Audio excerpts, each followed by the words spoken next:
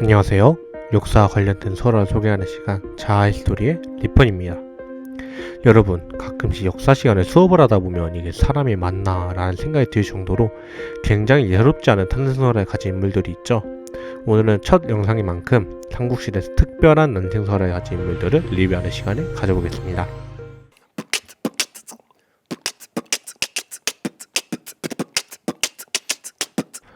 먼저 신라의 초대왕 박격것의 이야기입니다. 진안이라는 부족국가의 6마을 우두머리들이 알전 상류에 모여 군항을 정하기 위해 남쪽을 바라보던 중 어떤 우물가에 번개와 같은 이상한 기운이 드리워진 흰말이 절을 하고 있었다고 합니다. 이를 신기하게 본 사람들이 이곳을 찾아가자 말은 사람들을 향해 길게 울고 사라졌는데 그곳에는 자줏빛의 알이 있었다고 합니다. 그 후 그 알을 깨뜨리자 산에 아이가 나왔고 이를 경이롭게 여기면서 동천샘에 목욕을 시키니 온몸에서 빗살을 뿜는 것입니다. 이때 새와 짐승이 더불어 춤추고 하늘과 땅이 흔들리고 해와 달이 청명하였습니다. 이로 말미암아 혁거세왕이라 이름이 지어졌습니다. 그리고 이 사람이 저희가 흔히 아는 신라의 시조 박격거세입니다. 두 번째, 가야, 김수로 이야기. 신라뿐만 아니라 삼국시대 유일한 연맹국가인 가야에도 김수로의 탄생 설화가 있는데요. 하늘에서 구야고의 왕들인 9명의 간들에게 내가 왕을 내려보낼 것이라 라는 계시를 내리게 됩니다. 하늘에서는 거부가 머리를 내놓아라, 그렇지 않으면 구워서 먹으리 라는 노래를 부르라고 시키게 되죠. 그 이후 가락북 9명의 간들과 203명의 백성들이 김해의 구주봉에 올라가 제사를 하며 이 노래를 부르니 하늘에서 붉은 보자기에 쌓인 금빛 상자가 내려오게 되고 그 안에는 황금알 6개가 들어있었다고 합니다. 약 12일 후 그 마을에서 사내 아이들이 태어나게 되었고 그 가운데 키가 9척이면서 가장 먼저 태어난 수로는 훗날 6가야 중 영토가 가장 넓은 가락국의 왕으로 추대되었다고 합니다. 세 번째, 고구려, 주몽. 마지막으로 주몽의 이야기입니다.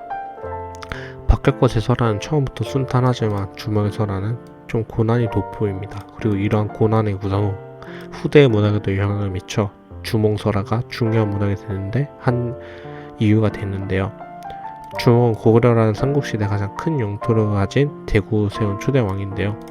이런 주몽이 아래에서 태어났답니다. 주몽의 어머니이자 강해진 하백의 딸인 유아는 더위를 피하려 연못에서 놀고 있었습니다. 그런데 천재 아들 해모수가 유아의 모습에 반해버렸죠. 그리고 그런 해모수의 모습에 유아도 금방 사랑에 빠지게 되었습니다. 그리고 이 둘은 결혼 약속을 하게 되는데 하지만 하백은 이를 못마땅하게 여겨 해모수를 체험해보기로 했고 이를 알게 된 해모수는 결국 유아와의 약속을 파기한 채로 홀로 승천하게 됩니다. 그리고 하백은 유아 또한 기양을 보내버리죠. 그런데 동부의 왕 금화왕이 우연히 유배원 유아를 만나게 되었고 유아의 이야기를 듣게 된 금화왕은 이를 딱하게 여겨 유아를 궁궐로 데려오게 됩니다. 그런데 얼마 지나지 않아 햇빛이 유아만 비추는 등 기현상이 벌어진 후 유아는 잉태를 하게 되죠. 그런데 출산하고 보니 유아는 사람이 아닌 알을 낳게 된 겁니다. 왕은 이를 불길이 여겨 이 알을 유아로부터 빼앗아 돼지우리에 버리거나 길가에 버리는 등 알을 없애려고 했으나 오히려 짐승들은 이 알을 피해가기 바빴고 이 알을 직접 부수기 위해 도끼를 내려 찍는 등의 시도가 있었음에도 흠집 하나 없을 정도로 온전했다고 하네요.